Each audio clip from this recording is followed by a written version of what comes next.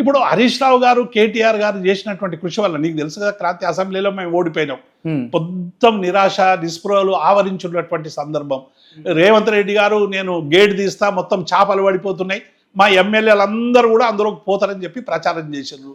మాకు కూడా చాలా అనుమానాలు వచ్చినాయి, ఎంతమంది పోతారో పార్టీ ఏందో అనేటువంటి ఒక దశ ఆ రోజు వ్యాపించున్నది. అటువంటి దశలో కేటీఆర్ గారు హరీష్ రావు గారు చేసినటువంటి కృషి వల్ల, పార్టీకి సంబంధించిన యాక్టివిటీ వల్ల, ప్రభుత్వం చేస్తున్న తప్పిదాలు బయటపెట్టడం వల్ల, ఇష్యూస్ తీసుకురావడం వల్ల, ప్రజల పక్షం ఉండడం వల్ల, నిత్యం స్ట్రగుల్స్ చేయడం వల్ల ఇవాళ పార్టీ ఎట్లా కంపాక్ట్ అయింది. గత మార్చికి ఈ మార్చికి చూడండి, ఒక్క ఎమ్మెల్యేనన్నా నేను వేరే పార్టీకి పోతాని చెప్పే ధైర్యం చేస్తాడా క్రాంతి? ఇవాళ చేసే పరిస్థితి ఉందా? ఆ 10తోనే ఆగిపోయింది చూడండి మీరు. 10 తర్వాత 11 లేడు.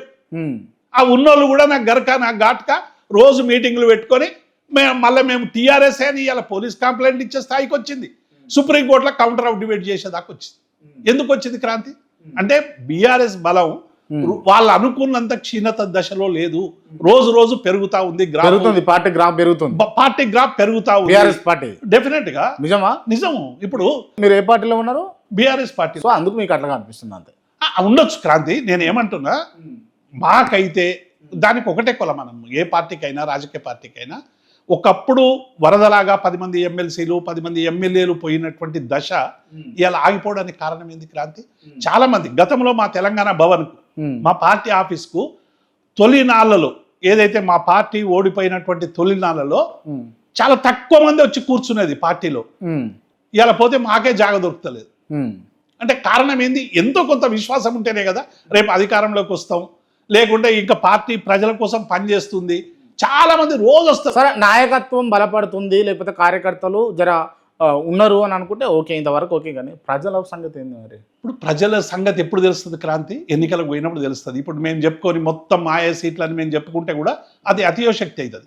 ప్రజల క్రాంతి అలా కేసీఆర్ గారు పెట్టినటువంటి సంక్షేమ పథకాలు, అది రైతు బంధు కావచ్చు, రుణమాఫీ కావచ్చు, ఇవన్నీ కూడా ప్రజలు ఏం ఆలోచించారంటే కాంగ్రెస్ ఉంటే కేసీఆర్ కంటే మెరుగైనటువంటి పరిపాలన అందిస్తాడు రేవంత్ రెడ్డి అని ప్రజలు మా 10 ఏళ్ల పరిపాలనలో ఎక్కడో దగ్గర కొంత లాజిక్ మిస్ అయ్యో, కొంత అసంతృప్తితోనో, లేకుంటే మా కొన్ని తప్పుల వలనో, రకరకాల కారణాల వల్ల ప్రజలు కాంగ్రెస్ పార్టీని ఆశ్రయించారు. కానీ ఇవాళ పరిస్థితి ఏంది? కరెంటు వంగనే కేసీఆర్ యాదకి వస్తున్నాడు, చెరువులు నీళ్లు లేకపోతే కేసీఆర్ యాదకి వస్తున్నాడు, రుణమాఫీ కాకుంటే కేసీఆర్ యాదకి వస్తున్నాడు, రైతు బంధుకు బీమా రైతు బంధు టింగ్ అని పడకపోతే కేసీఆర్ యాదకి. ఎందుకు? మీకు 10 ఏళ్ళ మ్యాండేట్ ఇచ్చారు కాబట్టి మీరు అవన్నీ చేయడానికి వెసులుబాటు ఉండే. వీళ్ళకి ఇచ్చింది 15 ఏళ్ళు కూడా కాలేదు, అప్పుడే మీద పడిపోయి మీరు ఏం చేస్తలేరు అంటే వాళ్ళు ఎట్లా చేయాలి? నేనేమంటున్నా క్రాంతి, నువ్వు ఇంటర్నేషనల్ స్కూళ్ళు కడతావు అంటే మేము వెంటనే కట్టుకోనంటలేవు. కట్టడానికి ఎంత టైం అవుతుందో ఓకే. నువ్వు 420 హామీలు ఇచ్చినావు, చాలా సుదీర్ఘమైనటువంటి హామీలు ఉన్నాయి, అవి ఎప్పుడైనా చేయొచ్చు. కానీ నీ అంతలో నువ్వే పెట్టుకున్నటువంటి డెడ్ లైన్ 100 రోజులు, 100 రోజులు 6 గ్యారంటీలు, ఇవే అడుగుతున్నాం మేము. అవును, ఇక్కడ లంక బిందెలు ఉన్నాయి అనుకుని వచ్చినాము, ఇక్కడ మట్టి కుండలు ఉన్నాయి అని చెప్పేసి క్లియర్గా చెప్పకనే చెప్పే, ఇంకా దాంట్లో పెద్దగా మనం ఆలోచించాల్సి. ఇప్పుడు క్రాంతి ఒకటి లంకె బిందెలు ఉన్నాయని అనుకొని వచ్చిండ్రు అని చెప్పుకోవడం అనేటువంటిది దానంత మూర్ఖత్వం ఇంకోటి లేదు కదా క్రాంతి. కానీ మీరు అప్పులు అయినాయా కాలేవా? అప్పులు ఉన్నాయి క్రాంతి, అప్పులు లేకుండా ఎట్లుంటుంది? అప్పులకే మిత్తే కడుతున్నామని చెప్పబట్టే కదా క్లియర్గా తప్పు.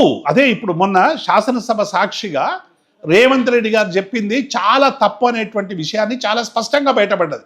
మొన్న పార్లమెంట్లో ఇచ్చినటువంటి సమాధానం ఏదైతే వీళ్ళు 8 లక్షల కోట్లు 7 లక్షల కోట్లని మా మీద బురద జల్లుతా ఉన్నారో, 4,17,000 కోట్లు అనేటువంటి విషయాన్ని పార్లమెంట్లోనే బయటపెట్టారు.